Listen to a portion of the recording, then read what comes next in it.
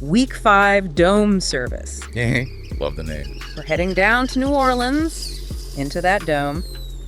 And look, the stakes feel really high for like the whole early part of the season here. Yeah, it's a huge test. The mission, it's laid out pretty clearly in the materials. This is big for us. We've got our guy, Jaxson Dart, making just his second start. Cool, I've seen him out there. Me too. And, you know, the sources kind of lay out two ways this could go. There's the 4.9 coin flip outcome. Anxiety-inducing. Right. Like, we win late, sweaty palms, probably a game-winning field goal. Yeah. Or there's the 9.4 statement win. That's the one we want. That's the path to real confidence. Okay, let's be real. We are only talking about that statement win today. That's the goal. If we pull this off on the road, we don't just squeak by, we like dominate. Exactly. Imagine strolling into Eagles. Biggest game of the year, right? With our chests puffed out, total swagger. That's the vibe we're chasing. Mm-hmm. And to get there, the coaches believe it starts with the defense. This is the hinge for the whole thing. It really is. And the matchup, it looks good on paper tactically. The Saints O-line, it's described as dinged, got some injuries, and frankly, even when they're healthy, the pass pro seems kind of shaky. Okay, yeah. And here's the interesting part. That environment, the Superdome turf, it actually becomes an advantage for us. It's not just turf, it's a weapon for our guys. The sources literally call it a Mario Kart speed boost.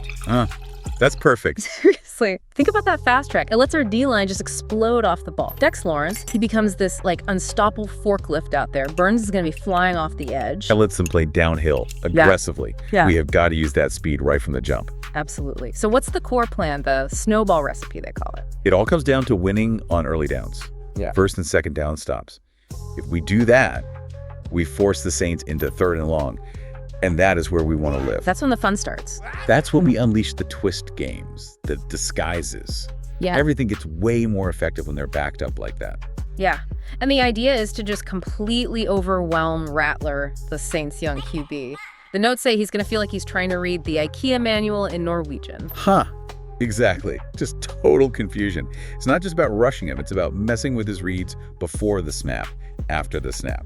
So let's talk about Bowen's spice rack, these specific schemes. Okay, break it down. What's the first ingredient? All right, first up, late safety spins. So pre-snap, we show him 2 high safeties, makes him think, okay, split field coverage, standard look. Right. But then snap, one of those safeties rotates down hard, maybe into the box, maybe closing the middle.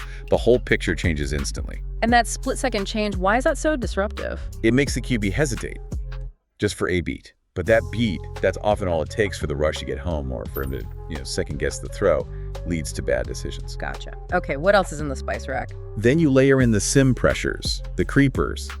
This is where we show like 6 guys up on the line of scrimmage. Looks like a huge blitz is coming. Makes the O-line panic a bit. Yeah, they have to account for everybody. But then we only actually rush 4. We might drop an edge rusher, maybe a linebacker, back at a coverage. So it looks risky, but we're still sounding coverage behind it. Exactly. We're rushing 4, but making them protect for 6, it keeps their protection guessing. And we don't, sell out completely against the pass. Smart. Efficient. And speaking of efficiency, there's the green dog rules. This is a bit inside baseball, but it's important. Right on us. Okay, so if the running back stays in to block, right, the linebacker or safety who is supposed to cover him doesn't just stand there watching the play. Right, that'd be a wasted body. Exactly. That defender immediately adds into the pass rush. Yeah. So if the back blocks, we get an extra rusher. It ensures we're always getting pressure, 4 or 5 guys, no wasted resources. Love it. Maximize those hits on the QB. That comes up later as a key metric. What about takeaways? That leads to the boundary cloud traps. This is where we're really hunting for interceptions. Okay, how does that work? Basically, we make that quick outbreaking route look open, maybe show some soft coverage near the sideline, kind of baiting the QB to throw it. Yeah, okay. The corner jumps it, reads the QB's eyes, breaks hard on the ball, looking for that pick 6. The whole defensive package you see, it's designed to look super complex to the Saints. But be simple enough for our guys to execute fast. Precisely. Create confusion, force turnovers. This defense, honestly, could start that snowball rolling all by itself. Okay, that potential is massive, but we got to talk about the offense. Because this is where maybe the bigger challenge lies this week. We got to operate without that big red Nabers button. Yeah, no, easy button this week. We need structure. We need plays that our guy Jaxson Dart can run confidently in his second start on the road. That's the absolute focus. The coaches are all about rewiring how we move the ball without relying on, one superstar receiver. The goal, explicitly stated, is to build an offense that can put up a bookshelf that holds 24 points. Okay, 24 points. That feels achievable. What's in the BLKFREEZYTV toolbox for a young QB? It's all about making his life easier. They're talking a lot about condensed stacks and bunch formations. Why those formations specifically? Well, they do a couple things. They force the defense to declare coverage kind of early. They create traffic for defenders trying to cover our guys' natural picks or rubs, basically. Ah, so free releases for the receivers. Exactly, especially against man coverage. And it simplifies the reads. We'll probably see a ton of throws to the tight ends in the flats. Theo Johnson, Bellinger, easy completions, safety valves for Dart. Okay, makes sense. And RPOs, the run pass options. Got to keep those linebackers honest, right? Absolutely critical. RPOs freeze those linebackers, just for a split second, but it opens lanes. The notes mention using bubble screen tags off the runs. And here's a key part. Dart using his legs, his ability to keep it. Yeah. It doesn't have to be, like, his main weapon. The notes say it just needs to be enough to be annoying. But if he keeps it a few times, it forces that edge defender, that overhang player, to hesitate. And that hesitation, that space for the running back or the short pass. Okay, that makes sense. It's a constraint play. Yeah. Now, this next concept sounds really smart, the 2-in-1 concept. This is like peak coaching for a rookie QB. It's brilliant. Explain it. Okay, instead of giving Dart one complex play where he has to read the whole field and figure out the coverage, they put two simpler plays into one. Like, maybe a concept that beats man coverage on the left side. Okay. And a different concept, one that beats zone coverage on the right side. So whatever the defense shows him, pre-snap or right after, he knows immediately which side of the field to work and which route combo is best. Exactly. It cuts his processing time way down. It gives him answers. That's how you build that reliable bookshelf that holds 24 points. It's built on these kinds of smart, rookie-friendly designs. Okay, I'm buying into the structure, but the blueprint also says we have to script in two specific deep shots, like non-negotiable. The Hyatt post against off coverage, and the Slayton glance route against press. They're in there. Are we sure about that? Relying on a second start rookie to hit, downfield bombs when the whole foundation is built on safer stuff feels a bit risky. It's a fair question, but look how the sources frame it. They're called mandatory explosives. Mandatory, huh? Yeah. The idea is you have to take these shots to keep the defense honest. You can't let them just sit on all the short stuff. If they think there's no deep threat, they'll suffocate everything underneath. Okay, so it's a calculated risk to open things up. Exactly. And they're not just random bombs. They're specific plays dialed up against specific looks. Hyatt's speed against off coverage, Slayton's ability to win on that glance against aggressive corners. If Dart hits just one of those early, it changes everything for the defense. They have to back off. Right. It opens up all those shorter concepts we just talked about. Okay. They see it as necessary risk to achieve the statement win, not just grind out a slugfest. Okay, I get the logic.